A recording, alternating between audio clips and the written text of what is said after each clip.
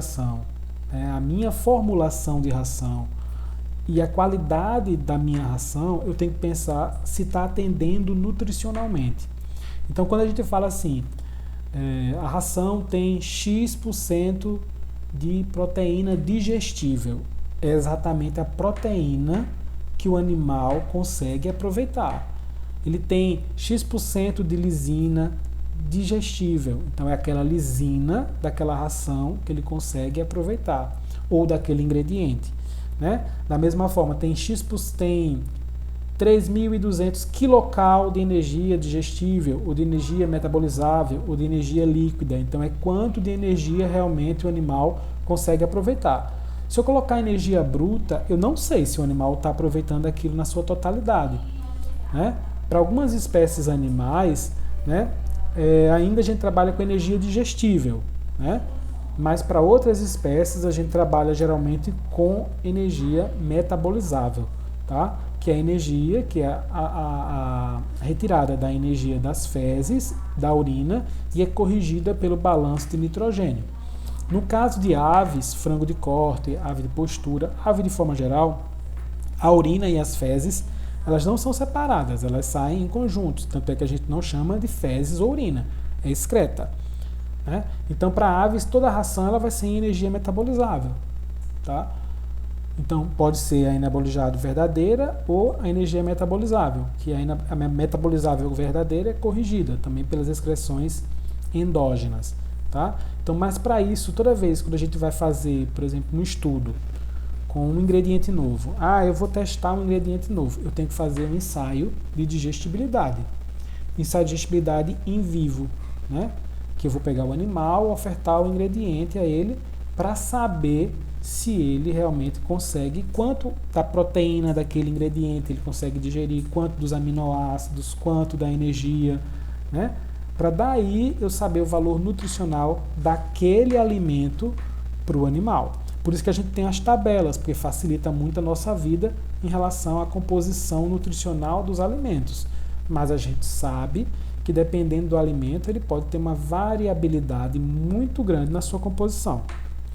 Energia líquida é a energia produtiva menos a energia de mantença.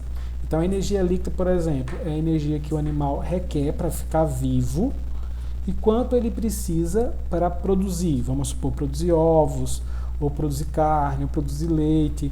Então, aí você tem o valor de energia de produção, líquida de produção, e energia líquida de mantença. O cálculo da energia líquida é feito ainda menos a energia das fezes, menos a energia da urina, menos a energia do incremento calórico, quanto também de calor o animal está produzindo para digerir aquele alimento ou aquela ração. Né? E aí a gente só consegue fazer isso a partir de câmaras específicas que medem a temperatura do animal naquele ensaio, né? Quanto ele está perdendo de calor. Né? Então, assim, no Brasil, eu acho que só existe uma universidade que faz isso, e fora existem também poucas. Né? A gente trabalha hoje muito com equação. Né? Você pega o valor, por exemplo, de energia digestível, que você consegue mensurar, de energia metabolizável, que você consegue mensurar, e joga nessa equação que corrige para a energia líquida. Tá? Então, a gente consegue fazer isso. Então, isso é interessante. Na verdade, se a gente pudesse formular baseado em energia líquida, é a energia mais precisa, né, comparada à energia digestível e à metabolizável. Uma pergunta mais? Ok?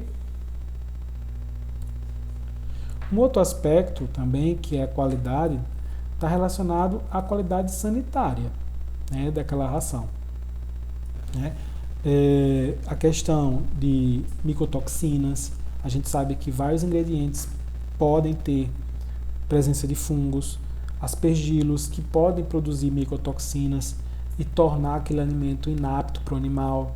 Outra, contaminação microbiológica, a partir de contaminação por salmonela, por coli, por qualquer outra bactéria, e também metais pesados e outros contaminantes, que podem trazer um risco à saúde e à vida do animal, certo?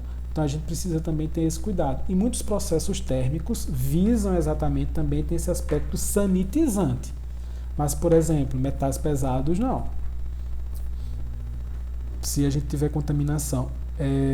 Houve no passado uma fábrica de ração em São Paulo, acho que isso faz um tempinho, faz uns 7 anos, 6, 7 anos, que encontrou resquícios de metais pesados em rações de cães e estava causando toxidez, né? E essa fábrica de ração ela foi fechada, tá?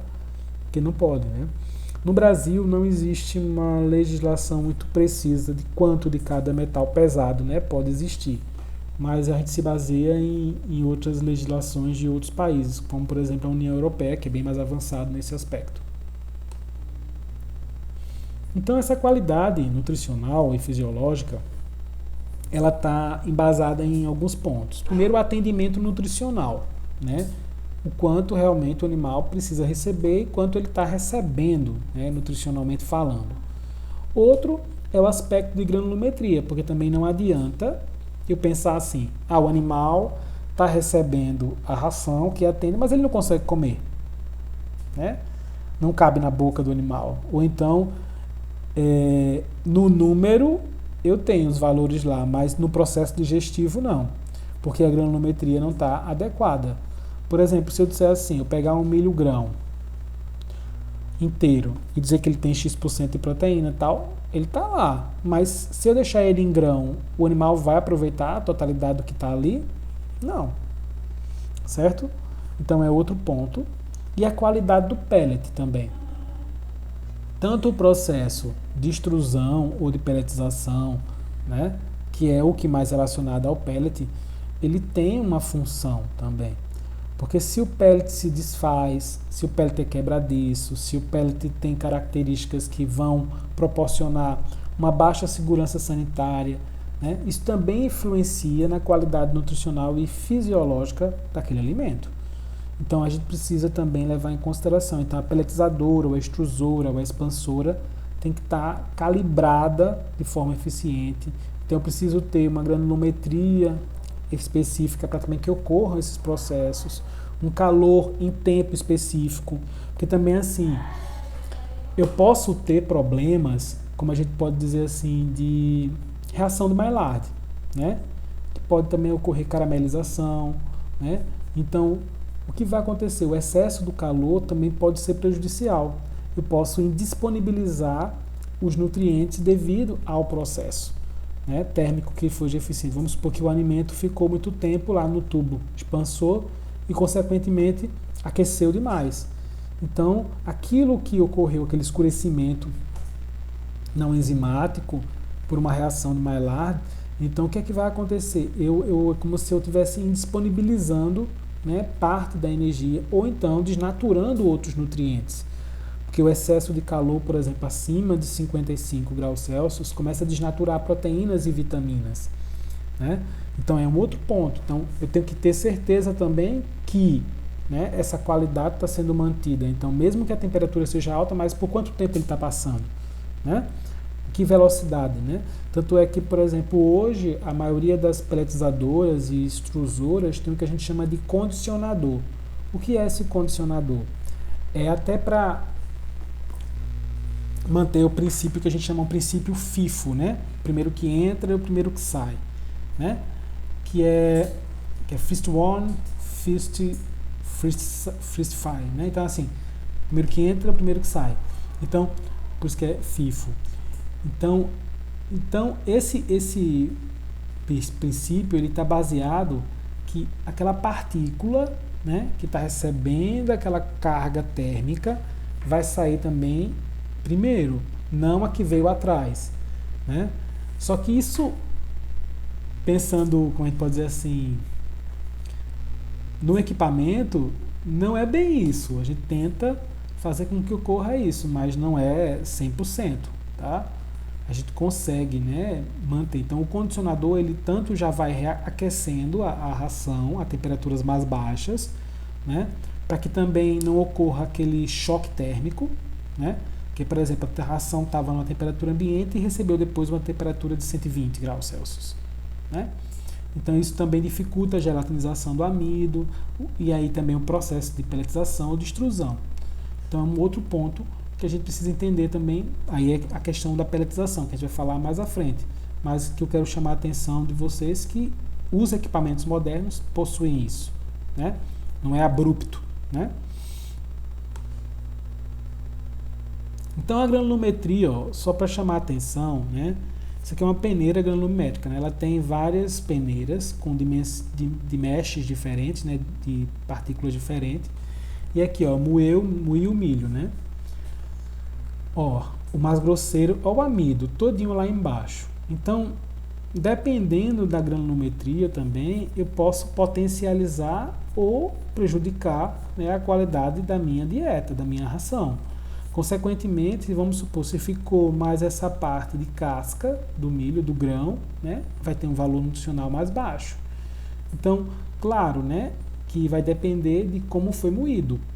Então, existe, claro, vários equipamentos para moagem, mas hoje o mais utilizado, como eu falei para você, é o moinho tipo martelo, é o mais eficiente, certo? Para fábricas de ração é o mais eficiente. A gente trabalha na universidade com, por exemplo, uma forrageira modificada, né? A forrageira modificada é para moer, mas ela não moe de forma eficiente. Se eu passar nas peneiras, vai dar mais ou menos isso. Então, eu tenho que ter... E também tem que ter cuidado. Não, então se não passou uma vez, eu vou passar duas, né? E aí também pode não ser interessante, porque também se passar duas vezes, você vai perder muito isso aqui, ó. O amido. Porque ele é fino. Ele voa, né? Então, ele é um pó muito fino. Fica retido também na parede do equipamento, porque ele tem uma adesividade, né, muito alta, como pó. Então aí você acaba perdendo também isso aqui. E no moinho, num moinho tipo martelo, né, tanto tem ventilação, né, como tem esses martelos específicos para moagem. Tanto é que já existem moinhos tipo martelos diferentes para cada tipo de ingrediente. Tem ingrediente que ele não consegue ser como eu posso dizer assim, moído, né? Ele fica só amassado, né? Porque ele tem uma plasticidade muito alta, né? Então, por exemplo, a aveia ela tem uma dificuldade muito grande de ser moída, né? Então, isso é um outro ponto, dependendo do moinho. Então, são questões que tem que levar em consideração. E qual a importância, ó, dessa granulometria, né? A gente pensa assim que é uma bobagem. Aqui, ó, um grão sem moer, milho, né, sem moer, ele moído, né, a 102, né, nanômetros, 509, 645 e 799, tá?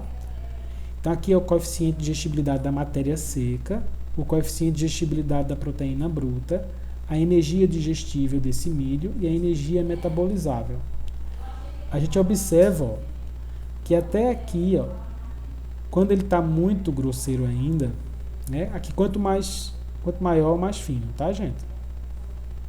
Então, sem moer, ó, o coeficiente de digestibilidade como é baixo. Quando a gente chega a uma determinada granulometria, ó, já melhora. Mas também quando fica muito fino, ó, já piora. Da proteína, ó, até determinada granulometria melhora, né? Depois piora. Da mesma forma que a energia, ó, até determinada granulometria melhora, depois piora. Então, observem que para cada ingrediente e para cada espécie animal eu tenho uma granulometria específica.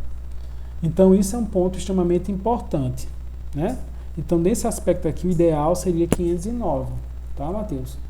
O ideal para esse tipo de milho. Porque também a gente tem uma variedade grande de milhos, né?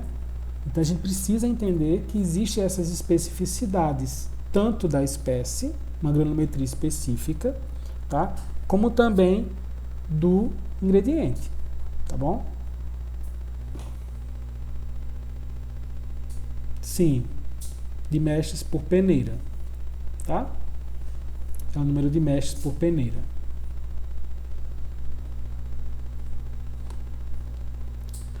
Aqui, da mesma forma, né?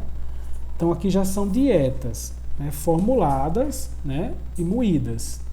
Então, a dieta aqui eu não tenho só milho, eu tenho soja, eu tenho outros ingredientes, certo?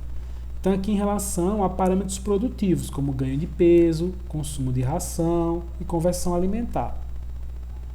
Então, ó, o ganho de peso ele foi melhor aqui, ó, nessa granulometria, quando eu tenho o quê? Os milhos, a soja, tudo junto. Lembra que no outro era em torno de 509 só o milho. né? Aqui o consumo de ração foi melhor, tá? Também. E a conversão foi melhor, tá? A conversão foi pior, desculpe, tá? A melhor conversão foi aqui, tá certo? Mas o ganho, né, foi pior. Então o animal também consumiu menos ração nessa granulometria, certo? Então a gente tem que levar em consideração esses aspectos de quanto também eu quero que o animal ganhe, porque também se ele tem que aumentar o consumo, a tendência é que ele piore um pouquinho também a conversão. Então, o que será o que seria meu ponto ideal, né, nesse aspecto de granulometria? E aí é o grande desafio, porque dependendo do tipo de ingrediente que você utilize para formular uma ração, essas granulometrias elas variam. Você não consegue deixar todos na mesma granulometria. Então, isso ocorre devadamente o quê? As características de cada ingrediente. Então, nesse aspecto, o milho e a soja têm um casamento perfeito, né? Por isso que é muito difícil para suíno, por exemplo, substituir os dois. Porque além de melhorar alguns aspectos, né, em relação a valores nutricionais que esses dois ingredientes possuem, eles têm características de casamento, até na mistura, né? Para dissociar, para moer, um ajuda o outro, né, nesse aspecto. Bom, um outro ponto é a qualidade física do pellet, né? Então isso depende de vários fatores que eu vou falar. Por exemplo, o tipo de ingrediente, o tipo de processamento que esse ingrediente passou antes de ser pelletizado, o tempo de condicionamento, que é como eu falei para vocês, algumas pelletizadoras já existem, né, extrusoras. A gente usa pellet, não só o termo pellet para ração pelletizada, tá? Ração extrusada também o termo é pellet, tá? Então o tempo de condicionamento que esse alimento passou, esse ingrediente, a ração passou, né, e que temperatura, né? Então isso tudo também, o grau de gelatinização do amido, né? Que nem todo ingrediente tem o mesmo grau de gelatinização, vai depender do tipo de amido existente, se é mais rico em amilopectina ou em amilose, o teor de fibra na dieta. A fibra tanto ela ajuda a pelletizar, mas também dependendo do tipo de fibra, se a fibra é mais longa, ela não faz com que haja a união do pellet. E o tipo de pelletizadora, né? Se é uma pelletizadora que vai com ar úmido, né, com umidade, com pressão, se é seca, se é só por abrasividade, né? Então, e os ligantes que a gente também utiliza, como a betonita, o caulin, né, e outras substâncias ligantes que o teor de óleo, tudo isso influencia na qualidade do pellet. E, consequentemente, essa influência na qualidade do pellet vai fazer que seja um pellet mais quebradiço, ou um pellet de pior qualidade, que quando você vai ver tem mais ração farelada do que a ração no pellet, né? Que ele quebre com facilidade. E outra questão, depois que termina o processo, também tem que secar o pellet, tá? Então, até porque existem muitas tecnologias que, por exemplo, utilizam o óleo, o banho de óleo no final, né? Para melhorar a questão sensorial da ração, que o animal tenha uma maior atratividade e também que a gente não perca alguns ácidos graxos importantes pelo processo de aquecimento. Então aqui, ó, quais são os fatores, né, que vão afetar essa qualidade do pellet, né? Ó, a moagem corresponde a 33%, se o ingrediente não foi moído de forma eficiente. O tempo, né, do condicionamento também, ó, 33%. E a prensagem, né, se está havendo uma certa pressão de acordo com a característica. É a mesma coisa. Se há uma moagem ineficaz e vai haver uma passagem muito rápida, porque o ingrediente ficou muito fino, não vai haver pressão, tá? Então, e o outro é o resfriador e a secagem, que é no final do processo. Então, tudo isso influencia diretamente na qualidade do pellet. São fatores de processo, né, que vão afetar. E a gente tem que ter muito ligado, principalmente a moagem, ao condicionamento e a prensagem. Então, isso tudo vai influenciar. E o ingrediente afeta tudo isso. O tipo do ingrediente. Tem ingrediente que é muito difícil passar na pelletizadora. Tem ingrediente que é muito difícil moer, né? Que a moagem não é homogênea. O milho mesmo é um ingrediente que a moagem não é totalmente homogênea, dependendo do tipo de moinho, certo? Que a gente utilize. Ok? Dúvidas, pessoal? Uma pergunta? Deixa eu guardar o nome de vocês aqui, tá? Para chamada. Certo? Então, a gente observa aqui em relação a que a gente estava falando aqui do tempo de condicionamento, né? Que é uma temperatura, né? É como se fosse um pré-aquecimento dessa ração antes dela ser extrusada ou peletizada. Então a gente observa aqui, ó, aqui chama-se durabilidade de Hohmann, que foi o cara que desenvolveu essa técnica para saber quanto o pellet, né, tá durável ou ele tem uma estabilidade, né? Então quanto maior, né, melhor, tá certo? Quanto mais próximo de 100, melhor, certo? Então a gente observa, ó, dois tempos, aqui foi um trabalhinho, né, dois tempos de condicionamento, 30 segundos e 60 segundos, né? Então ó, você observa que a temperatura ela parte de uma temperatura mais baixa para uma temperatura mais alta. Então, na temperatura de até 75, em 60 segundos, que é de forma mais lenta, né, que vai chegando a essa temperatura, a durabilidade, né, do pellet foi melhor. Quando parado em 30 segundos, que foi um tempo muito curto para ele chegar a uma temperatura, para ele chegar a essa durabilidade. Então, isso é um outro fator. Então, quando a gente vai mexer no equipamento, tudo são padrões que eu tenho como fazer e tenho como condicionar isso. Então, eu já ajudo, eu facilito. Então, não adianta que o alimento chegue na temperatura mais alta, né, de uma única vez, em tempo muito curto. É melhor que ele chegue de forma mais lenta, até porque o processo de gelatinização do amido e outros processos, por exemplo, de entrada de umidade na matéria, né, para ajudar no processo de plasticidade do alimento e também para que haja moldagem. Então, isso é um outro ponto importante. Então, o que é que a gente fala em relação à gelatinização do amido, né? Só para vocês terem uma ideia. Ó, aqui é a temperatura onde vai ocorrer a gelatinização. Então, nem todo ingrediente ele vai ter a mesma temperatura de gelatinização do amido. Então, por exemplo, a cevada, ó, de 51 a 60 graus. Por exemplo, mas o milho já precisa de temperatura maior, de 62 a 72. O trigo, ó, de 58 a 64. O milho ceroso, que é uma outra variedade de milho, de 63 a 72, do mesmo jeito. O sorgo, ó, de 68 a 78. O arroz, ó, de 68 a 70, precisa de temperaturas mais elevadas para que ocorra a gelatinização. Então, quando a gente faz uma mistura de ingredientes numa ração, eu vou ter essa variabilidade. E eu tenho que partir do quê? Da temperatura mais alta, para o ingrediente que vai entrar em maior proporção. No caso, geralmente, nas rações, o ingrediente que entra em maior proporção é o milho, né? Hoje, as rações comerciais. Então, a gente precisa entender que eu preciso atender a gelatinização de quem vai fornecer mais amido, né? Para que ocorra o processo. Porque vamos pensar, tem ingrediente de origem animal na ração? Tem. Esse tem amido? Não. Então, esse ingrediente de origem animal, ele não vai contribuir para a gelatinização. Então, até mesmo, porque toda ração animal hoje, né, tem, principalmente para cães e gatos, tem que ir milho para poder ocorrer gelatinização. Ou você adiciona o amido puro mesmo, né? Para poder ocorrer o processo de extrusão, senão não ocorre extrusão se não tiver amido, né?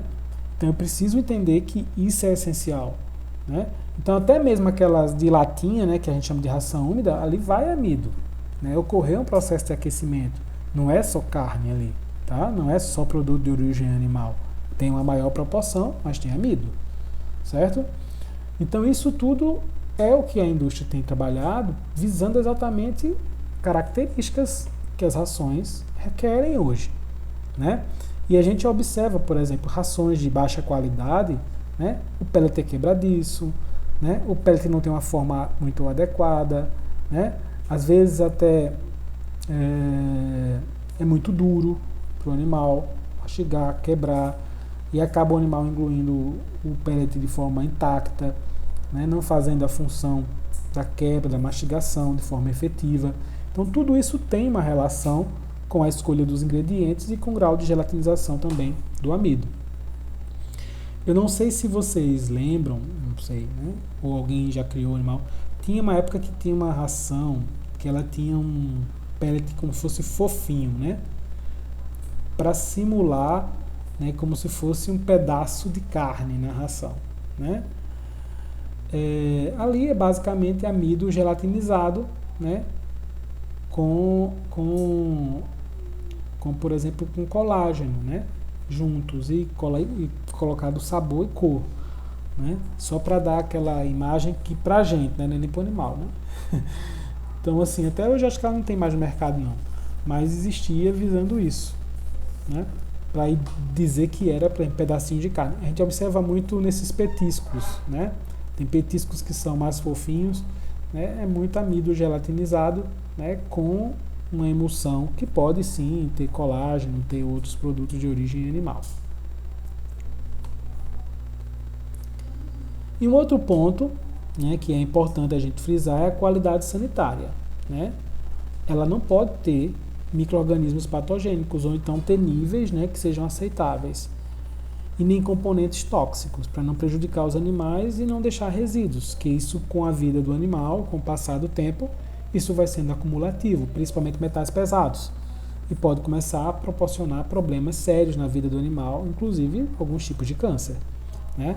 Então a gente precisa entender que é uma questão não só nutricional, mas também, né, de segurança alimentar para o animal. Né? Segurança alimentar não existe só para o ser humano, também para o animal.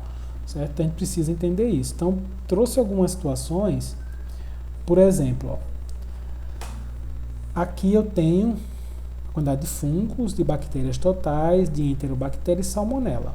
Tá? Então, aqui, ó, na expedição da ração e no silo da granja. Então, na maioria das vezes, a maior contaminação vai ocorrer onde? No silo, aqui para aves, tá? Então, da mesma forma, ó, aqui no silo, que é onde ocorreu a contaminação, na fábrica 1, fábrica 2, fábrica 3, ó, também no silo da granja. Então, a ração sai de forma segura da fábrica, mas ocorre a contaminação quando é adicionado no silo da granja. Isso acontece, né, quando a gente compra a ração fracionada, certo? Observa-se também que, por exemplo, quando você compra aquela ração por quilo, né, não sabe qual foi o grau de higienização que foi utilizado ali, até mesmo o copo que pega, né, para pegar aquela ração, né? Às vezes a ração também ela perde alguns fatores nutricionais interessantes porque ficam expostas à aberta, né, a adquirir umidade, que fica o crescimento microbiológico. Enquanto a ração está no saco vedada, ela garante seus valores nutricionais. A partir do momento que a gente abre, né, essa ração e a umidade adentra, há crescimento de micro-organismos e também deteriora alguns nutrientes. Todo cachorro de porte grande, Matheus, ele geralmente tem dificuldade de problemas ósseos. Mas isso tem relação com sobrepeso, relação com boa alimentação, relação também com exercício, relação com a taxa de vitamina D que ele recebe a partir da radiação solar ou dos alimentos. Tudo vai depender. Tem raças que são mais propícias a ter problemas ósseos, tem raças que são menos propícias.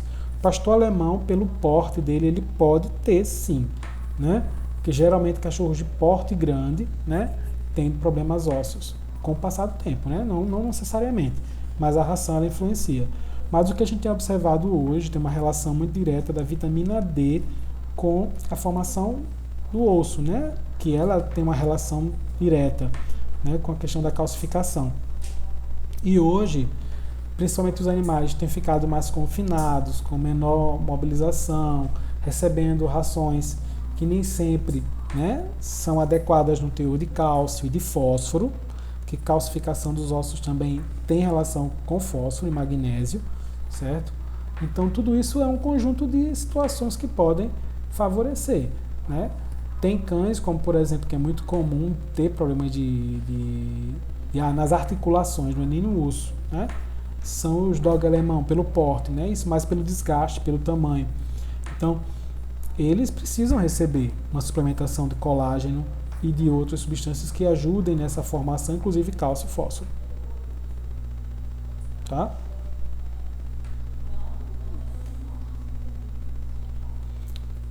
E a gente precisa entender, né, que, claro, né, não é toda regra tem sua exceção, tá?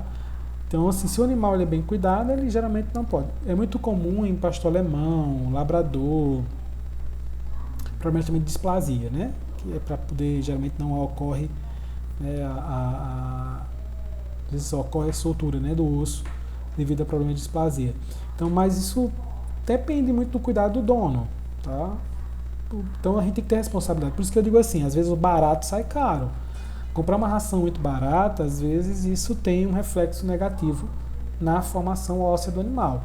E é interessante, principalmente os animais que são mais ativos, né, estimular o exercício, né, passear, né, com o animal, fazer com que ele se estimule, né, no exercício, tá? Mas até mesmo se a gente for observar o grau de raças, né, o pastor alemão até não tem tanto problema ósseo comparado com outras raças, tá? Ele até é minimizado, mas precisa estimulá-lo, tá? E claro, né, eu sinceramente eu não admito, por exemplo, a gente comprar ração a granel. Tá? Eu acho que a ração ela tem que ser comprada sempre no saco, fechado. Tá? A granel você não sabe quanto tempo aquela ração está exposta. Tá? O cara pode dizer, não, eu abri essa semana o saco. Será que abriu? Né? E as normativas de higienização. Então a gente precisa pensar em comprar rações fechadas. E economicamente é melhor também para o proprietário. Tá? É diferente. Vamos dar um exemplo: animal de produção. Tá? Ave, suíno, bovino. A gente não bate a ração toda de uma vez. A gente vai batendo a ração de acordo com as fases. Então, o tempo que aquela ração ela fica ali é pequeno. Imagina, por exemplo, né? Aí nesse caso aí, se for comprar a granel, é melhor comprar uma ração mais barata, porque ela sai mais rápido, então ela não fica muito tempo. Mas, por exemplo, uma ração muito cara, ela fica muito tempo lá, né? E o animal também, aí o que acontece? Algumas coisas, estratégias que a gente utiliza para estimular o consumo, como por exemplo o cheiro, né, da ração, até perde por ficar aberta, exposta ao sol. Né? Tem lugar que até tem um certo cuidado, é tudo fechadinho, num potinho, hermético, mas tem lugar que não. Tá? Tem gente que achando que bota só uma ponta, uma tampinha assim, só de baixar e levantar, acha que está garantindo a qualidade nutricional da ração. Não, perde. Tá? Principalmente que a maioria das vitaminas, né, elas são fotossensíveis. Quer dizer, a luz já faz com que ela perca algumas características.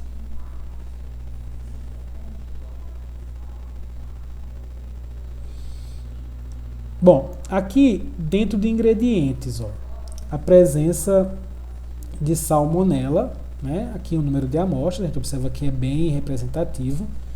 Então a gente observa que de acordo com o tipo de ingrediente, também eu posso ter, né, maior ou menor, né, a presença de determinado micro-organismo. Né? No caso aqui, a salmonela. Né?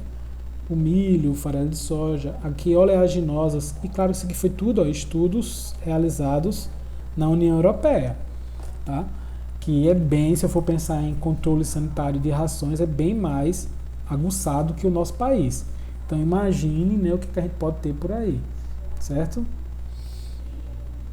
Aqui, por exemplo, é uma foto de sanitizando uma esteira de expansão de ração, uma fábrica. E é importante ter todas as normativas de segurança alimentar que existem em indústria de processamento de alimento humano.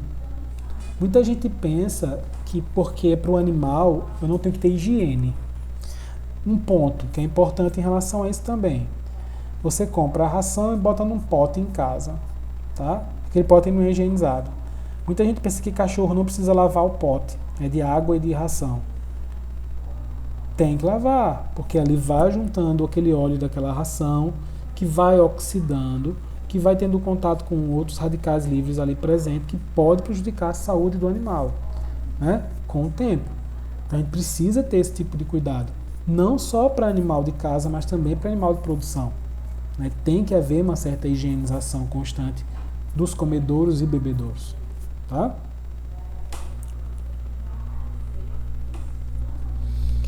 Às vezes também, Chara, tem um outro aspecto da rejeição, né? A gente às vezes quer fazer com que o animal coma só aquilo, só aquela ração. E às vezes precisa variar, tá? Mudar de marca, mudar de estratégia também, horário de consumo, né? Ele acaba tendo uma certa costume. Então a gente, por exemplo, achar que o cão precisa só comer a ração uma vez por dia. Então diminuir a fração, né? Até porque ele não precisa comer como a gente várias vezes. E até não é interessante. Porque quando a gente faz isso também, ele perde um pouco da sua origem, né? Que o animal carnívoro ele tendia a ir a caçar, né? Então você precisa às vezes fazer com que ele espere, né? Quando ele tenha um pouco de jejum, né? Propriamente dito, fazer um jejum programado no animal para que ele quando for comer ele possa. Então você particionar aquela quantidade que ele vai receber no dia, né? Em 2 refeições no máximo, tá? 3 já é demais. E aí também vem estratégias, né? Aqui eu tenho problemas com os meus cachorros em consumir ração, mas não por mim. Porque minha esposa, se ela puder, ela dá tudo pro cachorro. Então eles, claro, se eles podem receber um pedaço de carne, ele vai querer comer a ração? Não. Tá? Então isso é um outro ponto. Aqui também, ó, em relação se a ração é pelletizada, se a ração é farelada, em relação à questão de salmonela, coli e listéria, tá? A gente observa que quando a ração ela passa por um processo, né, você verifica que ela ela fica mais sanitizada, né, na maioria das vezes. Isso principalmente, ó, na fábrica. Na granja aqui, ó, houve contaminação, tá certo? Houve contaminação. Então a gente precisa também ter esse objetivo também. Onde vai armazenar essa ração também tem que passar por um processo de sanitização. E aí, outro ponto, de acordo com a temperatura que essa ração ela foi submetida, né? A gente observa que quanto maior a temperatura, menor a incidência. Mas a gente tem que ter cuidado que eu tenho que atrelar a temperatura, mas também a valor nutricional. Não adianta também eu só sanitizar a ração se o animal não consegue aproveitar os nutrientes. Então tem uma temperatura ideal, né, para cada ração. Aqui em relação a alguns contaminantes que podem ter alguns metais pesados, ó, que foram encontrados, ó, arsênico, cádmio, cobre, né? Então a gente observa que principalmente, né, no óxido de zinco, óxido de magnésio, em premix e compostos, ração para aquicultura, ração para bovino de corte, ração para aves. Isso é o limite, né, que é permitido pela União Europeia em ppm. Cádmio também encontrado nisso aqui, também é o limite, e cobre. A gente observa que esse aqui foi alguns níveis de contaminantes que foram encontrados, né, em alguns alimentos na Ásia, na América do Norte, na América Latina, nos períodos de 2009 a 2016, certo? Então a gente observa, ó, que alguns minerais, o nível de contaminação no suplemento mineral é em torno de 17%, né, acima do limite. Principalmente o arsênico, 6%, cádmio, 8%, cobre, 13%, tá? Em rações completas, ó, 27%, né, para aves, 30% para suínos, 47% para ruminantes, 21% para animais de aquicultura e 3% para animal pet. Então é um valor considerável de contaminantes acima do limite, né? E a gente precisa ter cuidado com isso, né? E isso tem muito a ver com matérias-primas de baixa qualidade que são incluídas, principalmente como fontes de minerais, tá, nas rações. Então isso tem que ser um ponto que tem que ser levado em consideração, tá? Aqui, quando a gente pega a quantidade de contaminantes por metais por um metal pesado, né? Não estou dizendo nem todos. O Brasil até proporcionalmente a outros países, né, tem em torno de alguns minerais, né? Então, quando é por um só, tem poucas, os outros têm mais de um, né? Então a gente precisa ter muito cuidado, né? Aqui é a classificação dos países, né? Em relação a isso, então a gente precisa ter muito cuidado. E é uma preocupação, porque metais pesados, eles podem, dependendo da sua concentração, podem se acumular e levar o animal à morte, tá? Para os animais de produção, às vezes a gente não consegue observar isso porque é muito curto. E hoje já existe várias fontes de minerais que são purificadas, que têm complexação a minerais orgânicos, né, com estruturas que melhoram a disponibilidade, então você precisa colocar em quantidades menores, que facilita todo esse processo. Bom, perguntas? Então, dentro dos processos, né, a gente tem a moagem, a mistura, a peletização ou a extrusão. Vai depender, né, do que tipo de ração a gente vai trabalhar. Se for uma ração farelada, ela vai terminar na mistura, né? Se for peletizada, ela vai para a peletização. Se for para extrusada, ela vai para a extrusão. Então, a moagem dos ingredientes, né, o que a gente chama de pré-moagem e pós-moagem, né, existe às vezes o ingrediente ele já vem pré-moído, né, mas quando vai fazer a ração é necessário moer novamente, dependendo do ingrediente, certo? Então aqui são moinhos do tipo martelo, que são hoje os mais utilizados, né, na indústria de ração, certo? Existem, claro, outros tipos de moinho, né, principalmente quando a gente pensa em produção de ração mais caseira ou dentro da propriedade, né, forrageira adaptada, né, então é muito comum, mas existe também moinho tipo faca, né, que é outro modelo que é interessante para algumas matérias-primas, certo? Então a pré-moagem, né, é quando ocorre essa moagem individual, né, de cada ingrediente que foram e depois vão ser dosados, né, vão ser quantificados antes de ser inserido. A vantagem desse processo é que o moinho é independente da linha de produção. Então vamos supor, ele não vai afetar o fluxo, porque tem linhas de produção que já faz a moagem já direta e a mistura. Então isso pode afetar, vamos supor, se o moinho parar de funcionar ou estiver moendo de forma inadequada, para toda a linha. Na pré-moagem não, você vai moer todo mundo separado, né? E depois você vai fazer ou uma pós-moagem ou então fazer logo a mistura, dependendo da ração.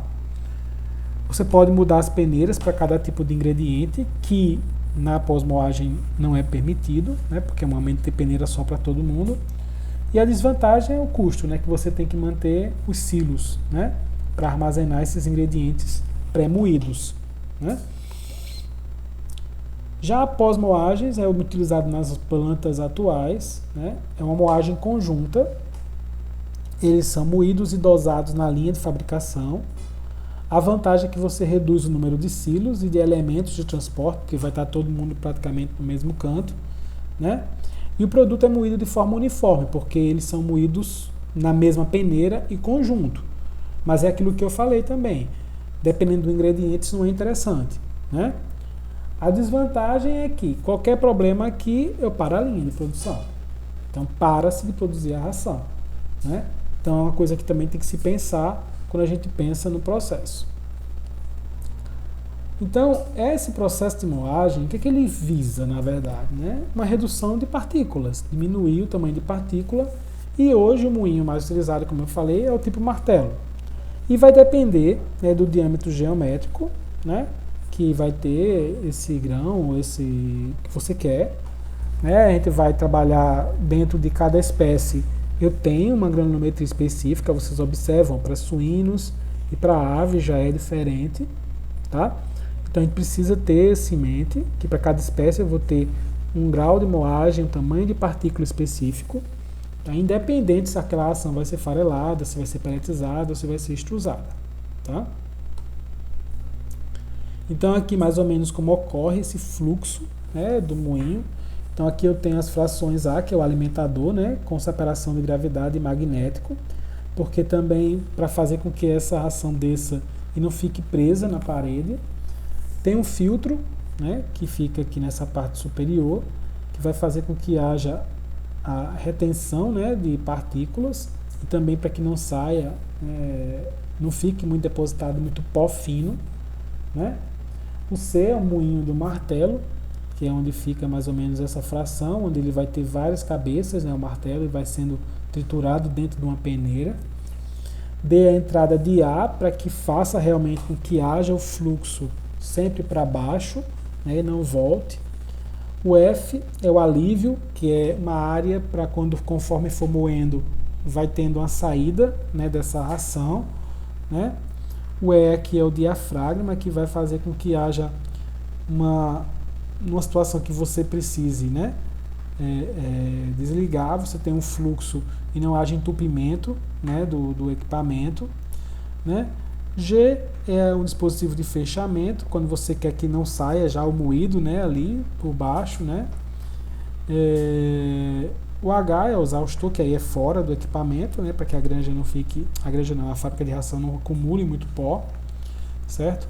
Aqui a rosca sem fim, né, que vai pegando aquela ração, aquele ingrediente moído e vai levando para que ele possa ser ensacado ou seja armazenado no silo, né, ou a ração mesmo, toda pronta, se for o caso de uma moagem conjunta. E o K é a capeta de vedação para fechar, para que eu limite, né, a entrada e saída de ração. Tá?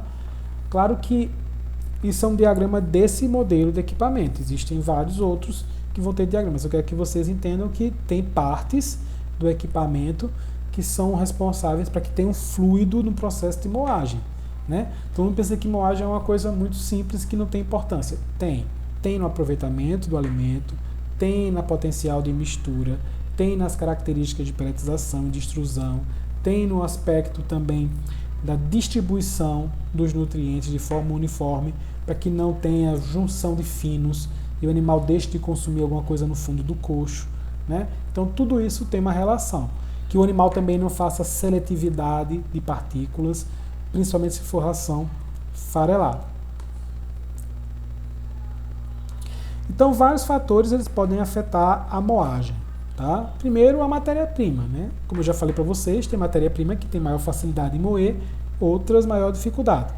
E devido também ao grau de plasticidade. A velocidade, né? Às vezes, né, a gente quer terminar logo aquilo, quer moer de qualquer jeito.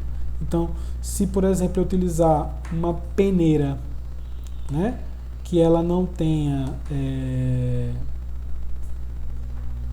uma retenção, uma taxa de retenção interessante, vai acabar moendo muito rápido, vai ficar grosseiro.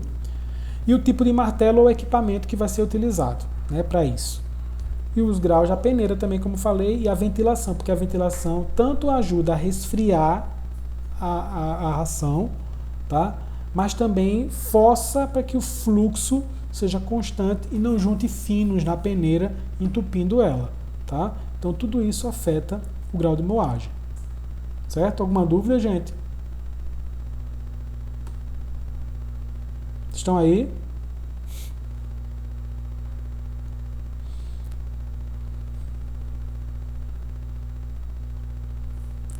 Bom, então, quando a gente fala na matéria-prima, né, tem duas propriedades que são responsáveis por essa característica de moagem. É a plasticidade e a solidez do ingrediente. Então a gente observa, né, por exemplo, que aqui, ó, a aveia para farelo de soja. Só para você ter ideia, quando uma tonelada de aveia para ser moída, eu moo 4 toneladas de milho. Então olha a dificuldade de se moer a aveia, né? Então, ó, por exemplo, a cada 2 de cevada seriam 4 de milho, a cada 3 de trigo, 4 de milho, né? O ingrediente que tem maior facilidade, né, em moer é o farelo de soja. Mas por quê? O farelo de soja já passou por um processo de extração de lipídios, já passou por um processo, né, de pelletização, às vezes para poder fazer o pellet desse farelo, né? Então isso facilita no processo e ele não tem muita plasticidade quando comparado com outros ingredientes, nem tem solidez. Então tudo isso influencia. Então isso influencia na vida útil do equipamento, se influencia no gasto energético, influencia em vários outros aspectos dentro de uma fábrica de ração. O tempo, né, que vai levar também para moer uma determinada quantidade de ingrediente. Então até, por exemplo, a gente fala assim, o alimento, vamos botar sempre o que é mais barato. Nem sempre. Porque também, se eles observarem que tem outros custos operacionais, eles podem eliminar aquilo ali. Tá bom? Aqui tem um outro aspecto, né, em relação à velocidade, né, o tamanho da peneira. Claro, se a peneira ela tem um tamanho maior, né, a velocidade de moagem vai ser bem maior, né, então é interessante isso, mas depende também em que granulometria eu quero. Também se a peneira ela for muito grande, o que vai acontecer? Eu vou ter grãos menos moídos, né, eu vou ter partículas com granulometrias mais heterogêneas, né, do que, por exemplo, quando eu tiver uma velocidade mais. Então eu tenho que ver sempre o ideal, tá?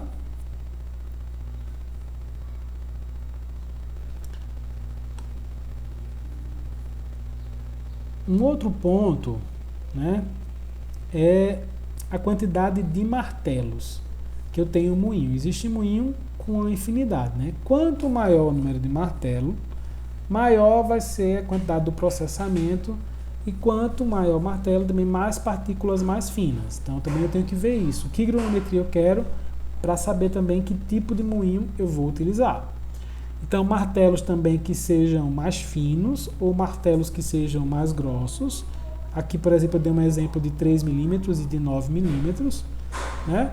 O de 3 milímetros, como ele faz mais finos, ele melhora a moagem e reduz o consumo de energia do que martelos mais grossos de 9 milímetros. E aí também, como todo equipamento, né, tem um desgaste. Então, quanto maior, né, o desgaste, menos eficiente vai ser a moagem. Gente, tem que entender que esses martelos são submetidos a aquecimento pelo produto e também faz com que eles se deformem, eles vão tornando-se menos eficazes no processo. Então, reduz a produção e também vão forçar tanto a peneira desculpa, gente. Vão forçar tanto a peneira que podem comprometer, né, fazer com que ela se rompa, né? E na verdade a gente não quer isso. A gente quer que a peneira ela fique íntegra por um bom tempo, certo? E tudo isso tem que ser equacionado. Claro, eu tenho que pensar, né? Hoje, se a gente for entrar numa loja, né, de martelo, vai ter martelo, moinho de martelo para todo gosto, para todo tipo de matéria-prima, inclusive que não são destinadas à ração, tá? Então a gente tem que ver o que é adequado ao que a gente espera, para o tipo de granulometria, para o tipo de ingrediente, para o tipo de ração, certo?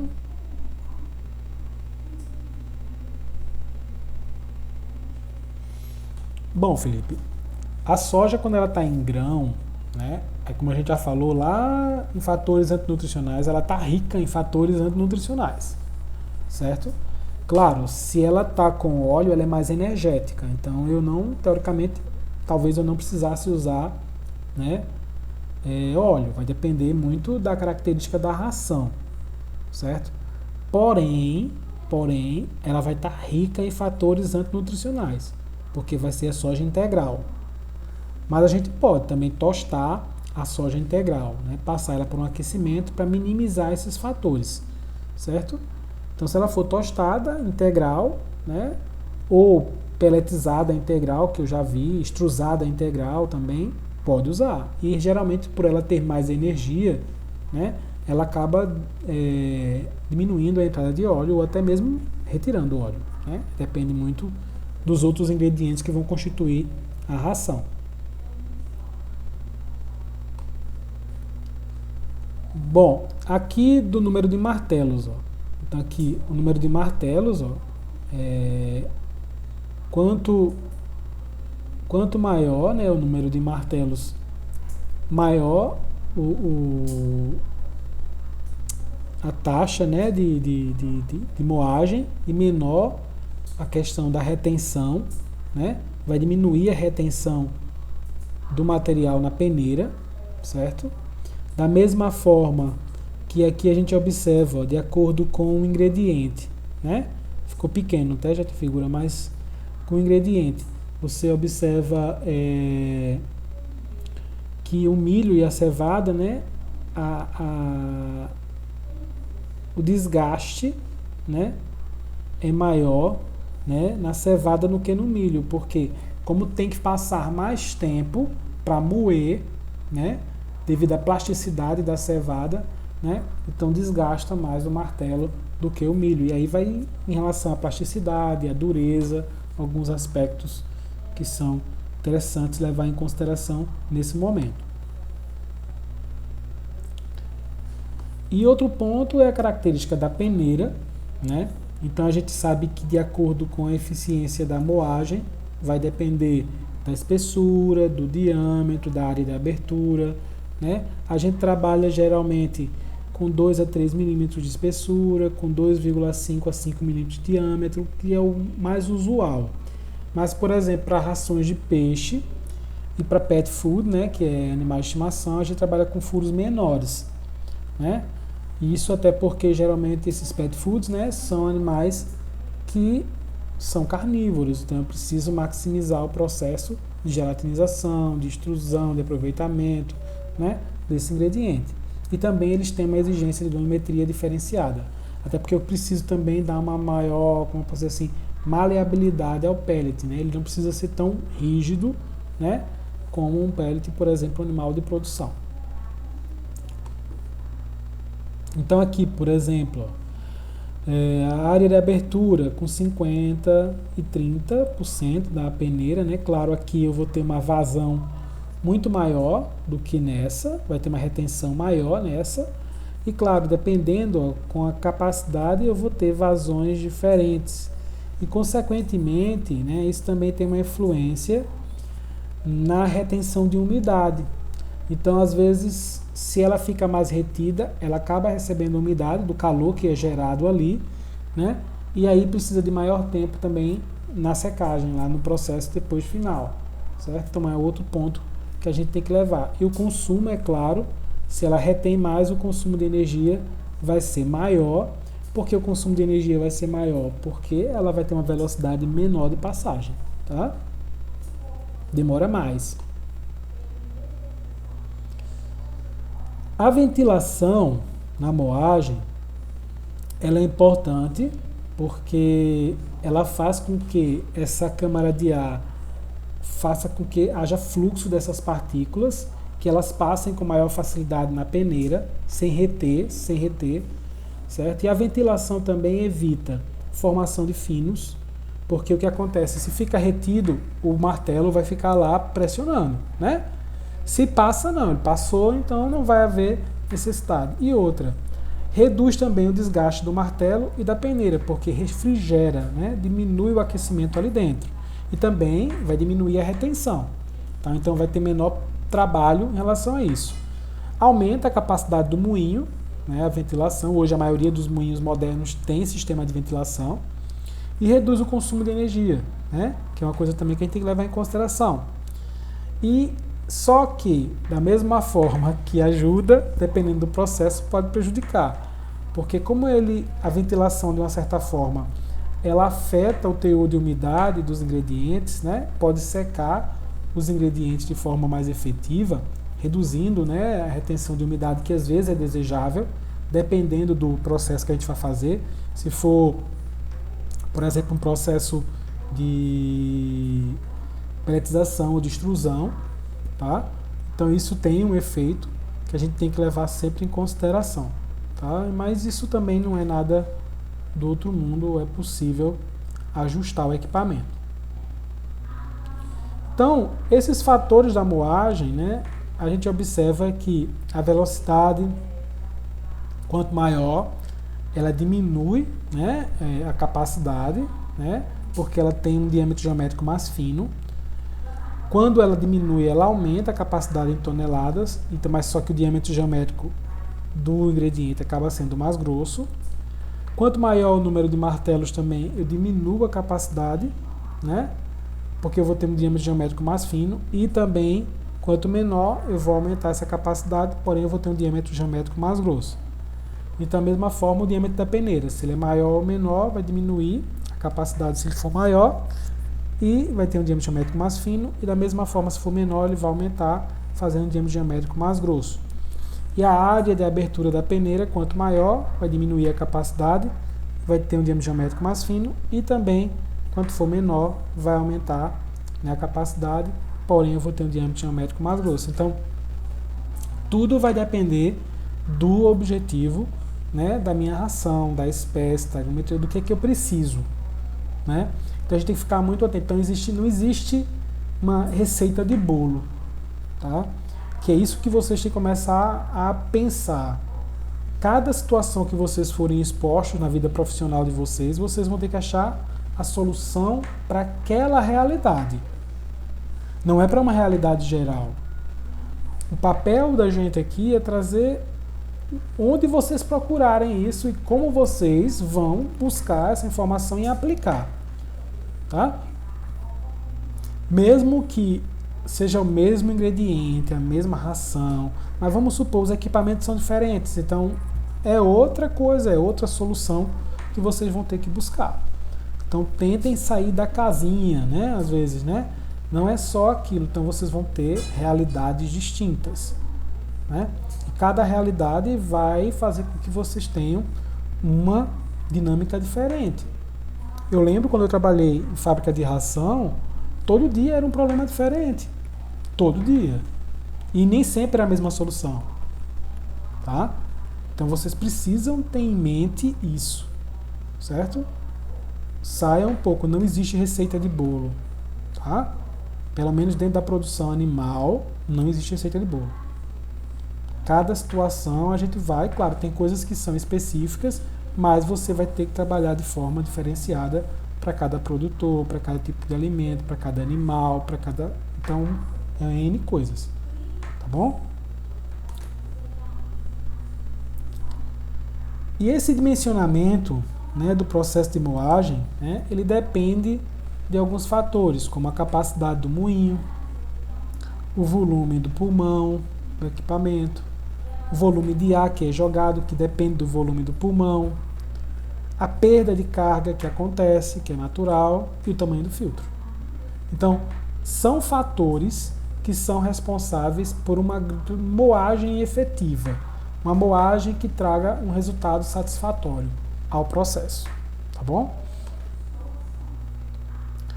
Então, quando a gente pensa nessa capacidade do moinho, né, cada moinho ele tem uma capacidade.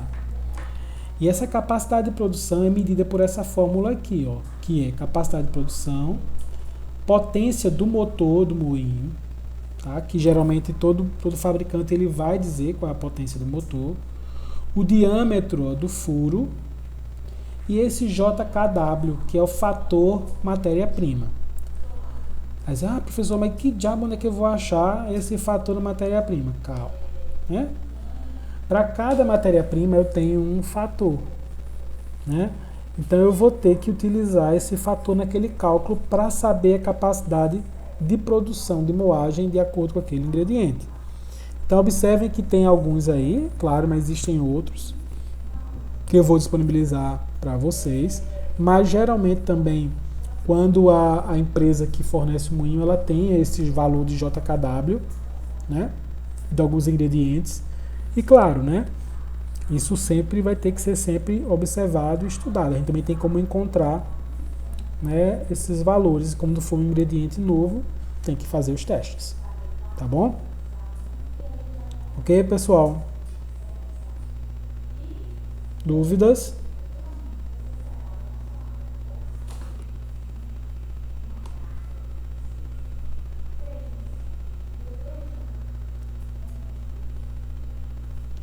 Bom, então hoje a gente vai ficar até moagem, tá certo? Semana que vem a gente vai falar de mistura, certo? E já vai falar de pelletização e falar também de algumas coisas em relação a esses ingredientes nesses processos,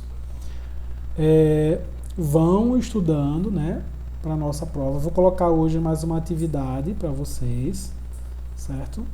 Lembrem que teve atividade semana passada, acessem e façam. Lembrem que uma nota são essas atividades e a outra nota é a nota da avaliação. E só pode fazer uma reposição. Se não fez aquelas atividades, não vai ter que repor todas, viu? Não é só repor uma não, tá? Porque aquelas atividades elas juntam uma nota só, vocês só podem repor uma nota, certo? E a gente vai conversando no decorrer da semana e as dúvidas. Eu vi, Robenilson, viu? Tá certo. Então vamos fazendo dessa forma, para a gente não atrasar, né, o processo. Bom, existem alguns pontos ainda na moagem, né, que a gente precisa ter em mente, né, que são rotinas do dia a dia, né, como retirar materiais estranhos do moinho, reverter a rotação do motor de tempos em tempos, sempre observar o controle do desgaste dos martelos, o controle do desgaste na peneira, a limpeza periódica dos filtros. São operações que a gente precisa fazer de manutenção mesmo do equipamento, né? Que precisa sempre estar em observação para não ocorrer problemas futuros. Por exemplo, você ter que trocar a peneira no momento que ela já rompeu. Aí se você não consegue, se você não tem mais sobressalente, ou então se você não consegue com a maior facilidade, né? Então vê se tem alguma coisa também que está impedindo o funcionamento do equipamento, a lubrificação, né? Se a carga de energia que está recebendo está sendo adequada, né? E isso tudo faz com que facilite os processos que vêm depois, os outros processos adjacentes, né? Em relação à rotina, tá bom? Então vamos ficando por aqui. Então eu vou colocar a atividade de hoje, né? Vai ser sobre formulação de ração, tá? E a gente vai conversando semana que vem, tá bom? Um abraço, fiquem com Deus, tenham um bom resto de semana, um bom dia e a gente vai conversando. E aí, se eu conseguir instalar o Windows no meu computador, pelo menos nessa nuvem aí eu vou mostrar para vocês o Super Crack, tá bom? Mas eu acho que eu consigo. Um abraço. Vou pegar só aqui a chamada, rapidinho, eu tô pegando. Pronto. Tchau. Terminar a sessão, tá?